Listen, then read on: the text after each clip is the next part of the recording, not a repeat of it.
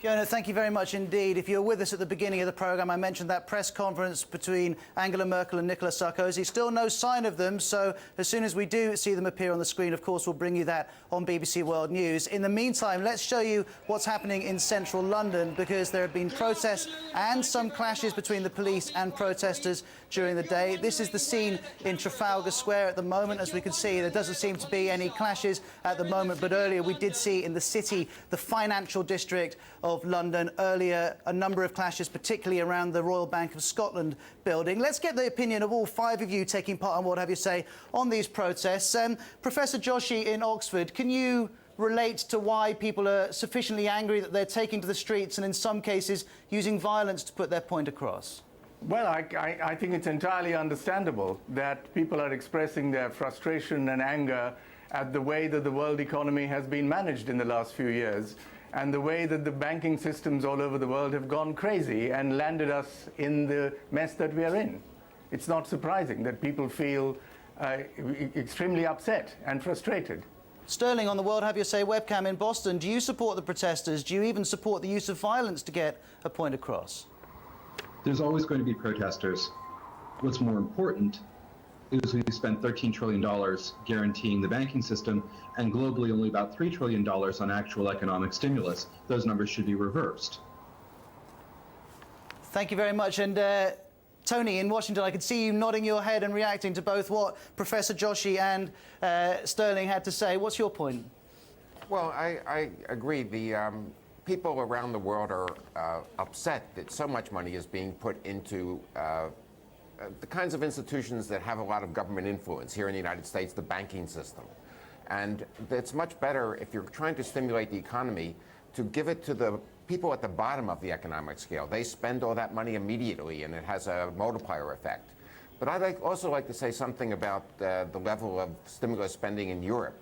While it's true that Europe has a social safety net that is admirable compared to the very terrible social safety net we have here in the United States, even if you add all of that, those automatic triggers together with the stimulus spending, Europe is still way behind the United States, and as a percentage of GDP. And if you count just stimulus spending, the 13 largest European economies are spending an average of 0.78% on stimulus, where the United States is spending 2.7% of GDP, and China is over 3%, about 3.4%. And Tony, let me just come in here, because we've been talking about the process. Let's bring in Mark Barrett on the phone now. He's from a group called the G20 Meltdown. Mark, I hope you can hear me okay. Tell us exactly where you are in central London. Where I am now is I'm actually on my way. We've got away from Bank of England, and we're on our way on the railway to the University of East London, where we're attempting to hold an alternative People's Summit.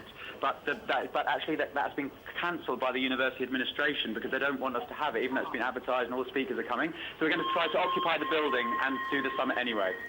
And people watching BBC World News at the moment are seeing live pictures of central London where police are coming up against protesters. Would you advocate the use of violence in some circumstances to make your point today? Well, I've just been there, and to give you the facts on the ground, actually what happened was that we wanted to leave en masse from the convergence of the Bank of England, and they wouldn't let us to go to the University of East London in order to go to set up this summit. And we weren't allowed to, and they basically put a ring all around the bank so that nobody could leave. So in our attempts to leave, we ended up getting beaten back by the police. The violence was started by the police, not by the people. The people were trying to exercise their right to move. Mark Barrett, let me just come in here and get a reaction to what you're telling us from central London. Mark is from the G20 Meltdown group, and Linda Asander and Diego, we obviously don't have the police on the programme, so they may give a different account of what's happening to what Mark is describing, but nonetheless, the principle is there. Do you think it's justified to take to the streets and even use violence to express frustration at what's happened and frustration at what the G20 are planning? Diego, maybe you could give us your view. Basically, using violence as a way to transmit any kind of message is the wrong way to address the issue.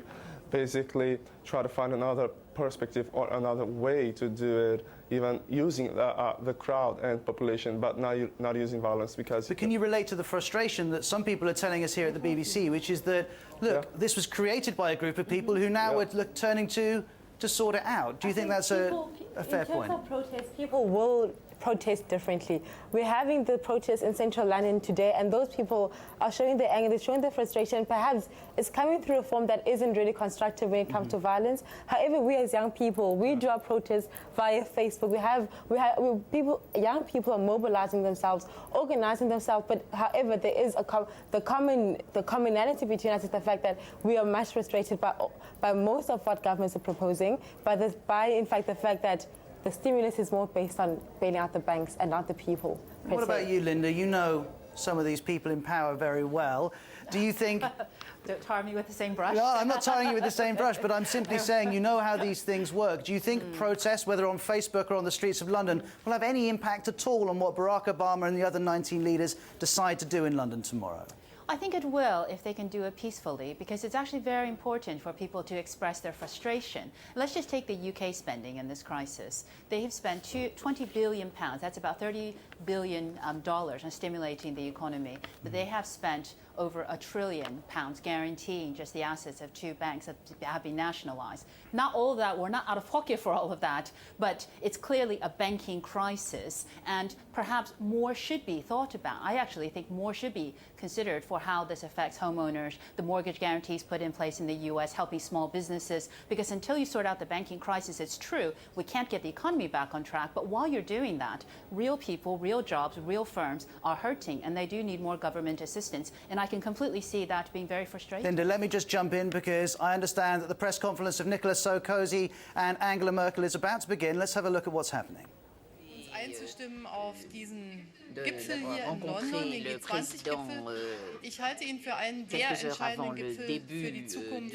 G20 qui, à mes yeux, est un Groß an, sommet aber es ist genau das, was hier zur pour Debatte l'avenir steht. du monde. Ce sont Der des mots Gipfel in lourds de Washington, sens. der damals Le unter der sommet französischen de Präsidentschaft Washington auch seitens der Europäischen qui Union s'était tenu gefordert à wurde und l'époque dann sous auch présidence stattgefunden française, qui avait hat, été war ein exigé Gipfel, par la in dem wir Commission Absichten et par l'Union begründet haben. européenne et par Dieses ist la ein présidence Gipfel, auf française, dem était le sommet entschieden wird, des ob diese Absichten in intentions. Taten umgesetzt Aujourd'hui, werden. il s'agit de constater Und Deutschland que les und auch intentions se Frankreich werden darauf traduisent par des bestehen, dass die décisions Absichten nicht et Erklärungen nous bleiben, allons sondern veiller, dass la sie France et Realität l'Allemagne, werden. à ce que ces Wir décisions fahren se deshalb traduisent en mit actions ein bisschen concrètes. Sorge und ein wenig Alors, Zuversicht zu diesem c'est Gipfel. à la fois avec quelques Denn die Sorge ist, préoccupations dass et wir aussi confiance que nous angesichts sommes der venus Krise ici. Notre doch die préoccupation Eigenschaft haben, etwas unter den Tisch zu kehren und vielleicht étant que das Übel face nicht à bei la der Wurzel zu crise, packen. on Es ist aber Well, nur unless wichtig, you're dass wir aus good at dieser speaking Krise French lernen. or German, you may be struggling to understand that press conference. We're having a little trouble with the mix